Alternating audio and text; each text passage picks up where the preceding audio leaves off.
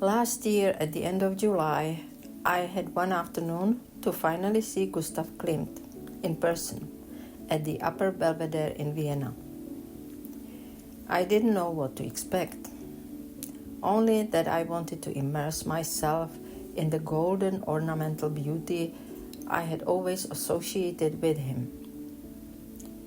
I never formally studied art history, but I grew up surrounded by art books and reproductions from my family libraries.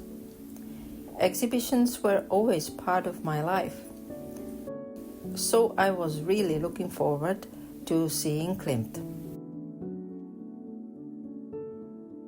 The Belvedere itself sits in the middle of beautiful gardens, calm and ceremonial, leading you slowly towards the palace and the art inside. We hadn't bought tickets online, so we had to wait for our time slot. Impatiently, we went straight to see Klimt on the ground floor.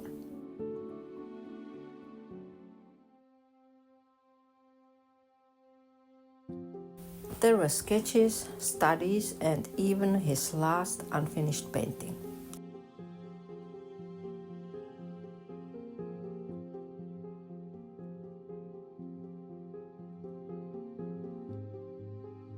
I was struck by something I hadn't expected at all: the openness of nudity and sexuality, especially the way he exposed female bodies.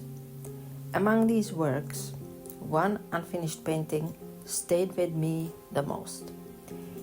Even the curators describe it as an enigma, a final allegory of the relationship between man and woman. Is it male desire? Is it a woman's transition into adulthood and motherhood? This is what they wrote.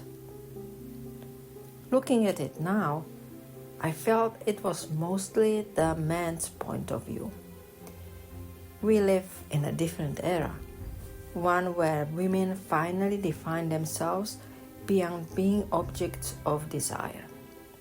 And standing there, I felt that Klimt's women in these works were admired for beauty, but not fully seen in their wholeness. I don't criticize him, but I couldn't agree with that vision. The art was exceptional and fascinating in technique, but emotionally I felt distance. I admired the craftsmanship more than the spirit.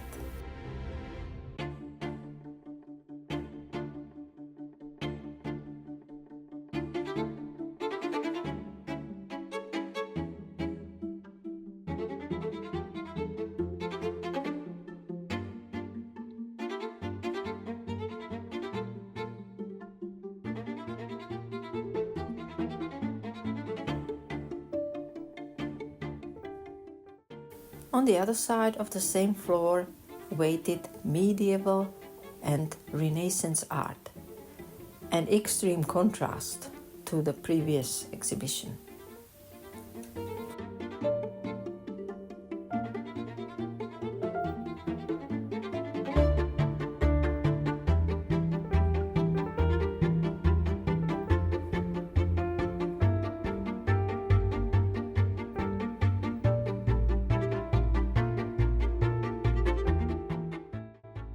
Populated scenes, strange landscapes, unreal and fairy tale-like, painted in times when life itself was harsh and difficult.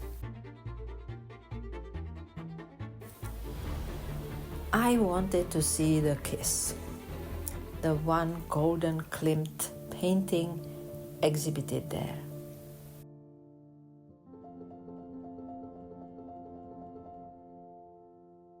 It was magnificent, charming, undeniably beautiful. But my feeling about the woman's spirit didn't change.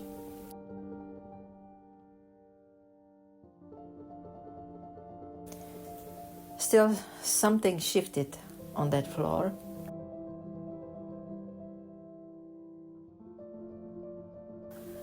Other paintings from his studio and gardens and portraits of his contemporaries, especially women, moved me more.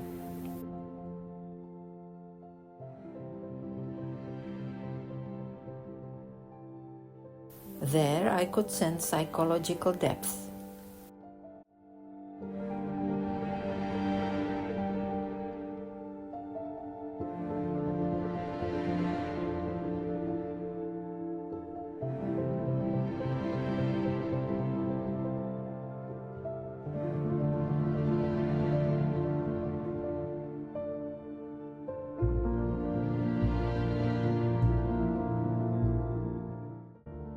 Some works were incredibly rich in color, especially the flowers. Others felt surprisingly limited. Although Klimt belongs to Art Nouveau, his garden paintings felt closer to modernism. Less decorative, more searching, more different from Alfons Mucha.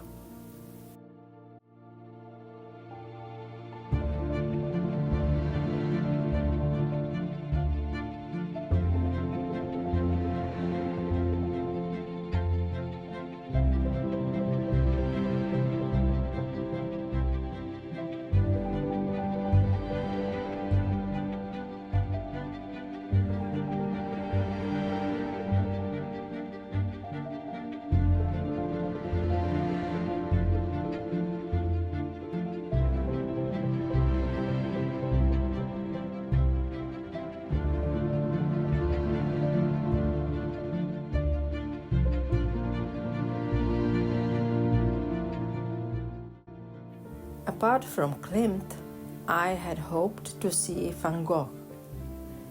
They had only one painting, and I had never seen any of his works in person before. But it cheered my soul instantly. Pure joy, pure energy. The joy of creating, the joy of seeing the beauty of the world. I could immediately recognize myself in that feeling.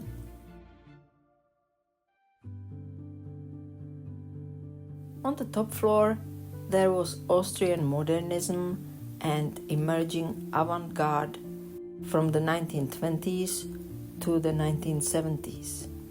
Rawer, less ornamental, more about inner life.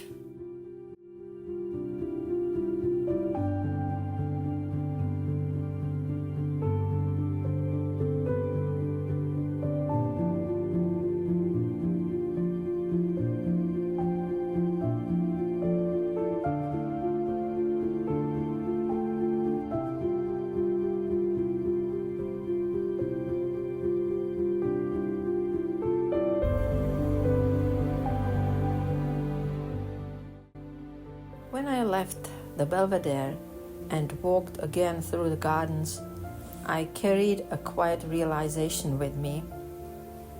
I love Van Gogh a little more, and Klimt a little less.